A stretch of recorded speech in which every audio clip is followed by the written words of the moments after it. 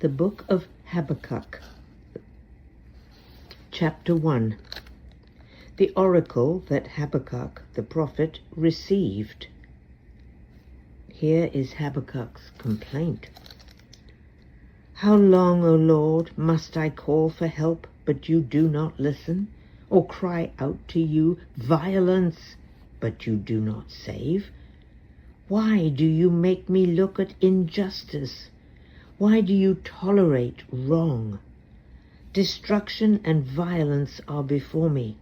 There is strife, and conflict abounds. Therefore the law is paralyzed, and justice never prevails. The wicked hem in the righteous, so that justice is perverted.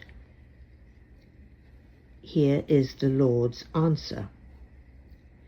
Look at the nations and watch, and be utterly amazed. For I am going to do something in your days that you would not believe, even if you were told.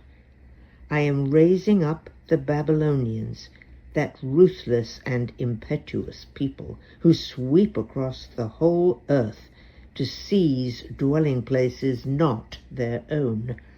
They are a feared and dreaded people. They are a law to themselves, and promote their own honor. Their horses are swifter than leopards, fiercer than wolves at dusk. Their cavalry gallops headlong, their horsemen come from afar. They fly like a vulture swooping to devour. They all come bent on violence. Their hordes advance like a desert wind, and gather prisoners like sand. They deride kings and scoff at rulers. They laugh at all fortified cities. They build earthen ramps and capture them. Then they sweep past like the wind and go on, guilty men whose strength is their God. Here is Habakkuk's second complaint. O Lord, are you not from everlasting? My God, my Holy One, we will not die. O Lord, you have appointed them to execute judgment. O Rock, you have ordained them to punish. Your eyes are too pure to look on evil. You cannot tolerate wrong. Why, then, do you tolerate the treacherous? Why are you silent while the wicked swallow up those more righteous than themselves? You have made men like fish in the sea, like sea creatures that have no ruler. The wicked foe pulls all of them up with hooks, catches them in his net. He gathers them up in his dragnet, and so he rejoices and is glad. Therefore he sacrifices to his net, and burns incense to his dragnet. For by his net he lives in luxury, and enjoys the choicest food. Is he to keep on emptying his net, destroying nations without mercy? Chapter 2. I will stand at my watch and station myself on the ramparts. I will look to see what he will say to me, and what answer I am to give to this complaint. Here is the Lord's answer. Then the Lord replied, Write down the revelation and make it plain on tablets, so that a herald may run with it. For the revelation awaits an appointed time. It speaks of the end, and will not prove false. Though it linger, wait for it. It will certainly come, and will not delay. See, he is puffed up. His desires are not upright. But the righteous will live by his faith. Indeed, wine betrays him. He is arrogant and never at rest. because he is as greedy as the grave, and like death is never satisfied. He gathers to himself all the nations and takes captive all the peoples. Will not all of them taunt him with ridicule and scorn, saying, "Woe to him who piles up stolen goods and makes himself wealthy by extortion"? How long must this go on? Will not your debtors suddenly arise? Will they not wake up and make you tremble? Then you will become their victim, because you have plundered many nations. The peoples who are left will plunder you, for you have shed man's blood. You have destroyed lands and cities and everyone in them. Woe to him who builds his realm by unjust gain, to set his nest on high, to escape the clutches of ruin. You have plotted the ruin of many people, shaming your own house and forfeiting your life. The stones of the wall will cry out, and the beams of the woodwork will echo it. Woe to him who builds a city with bloodshed and establishes a town by crime. Has not the Lord Almighty determined that the people's labor is only fuel for the fire, that nations exhaust themselves for nothing? For the earth will be filled with the knowledge of the glory of the Lord as the waters cover the sea.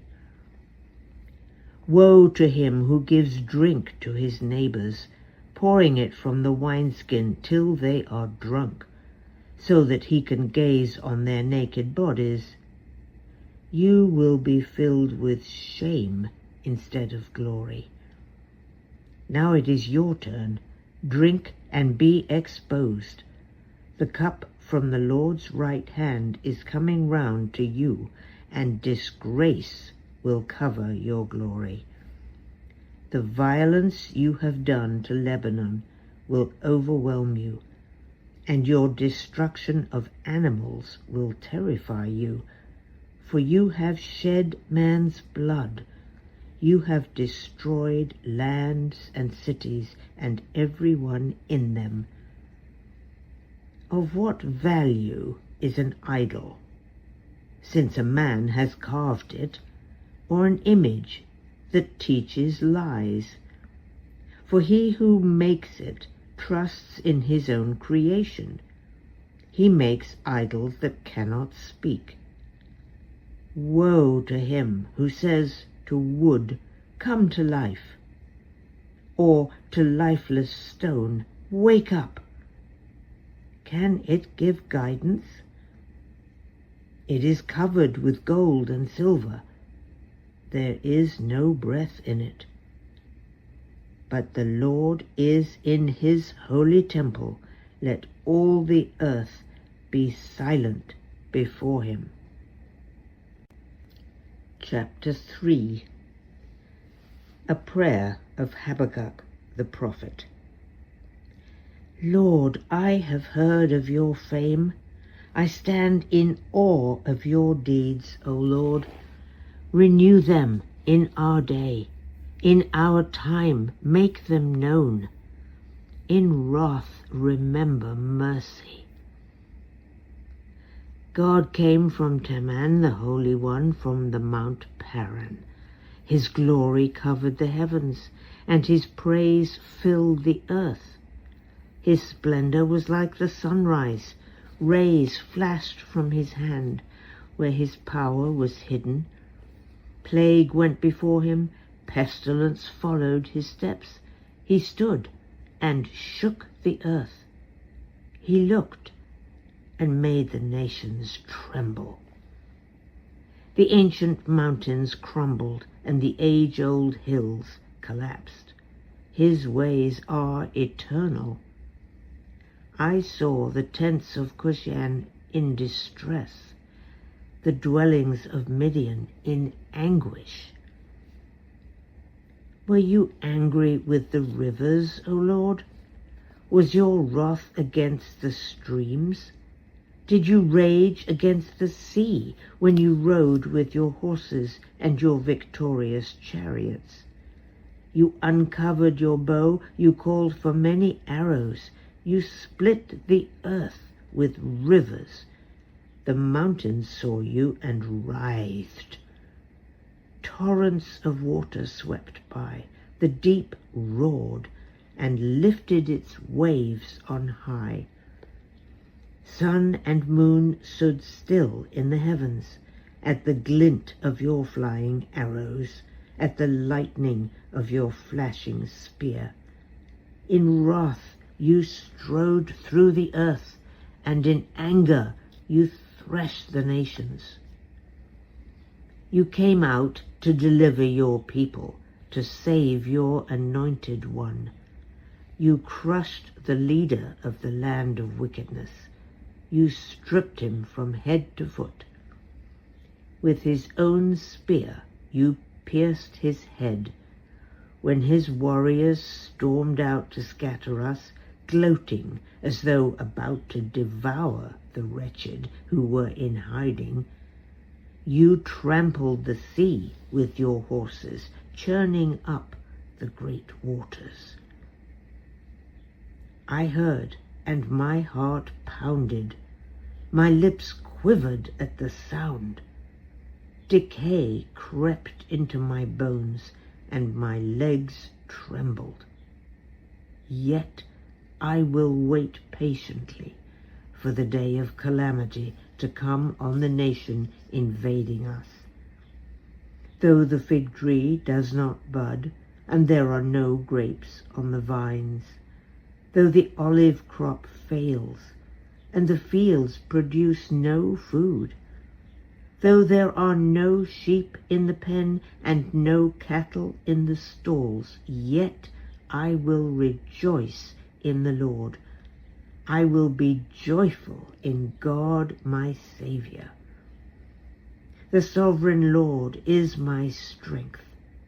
He makes my feet like the feet of a deer. He enables me to go on the heights.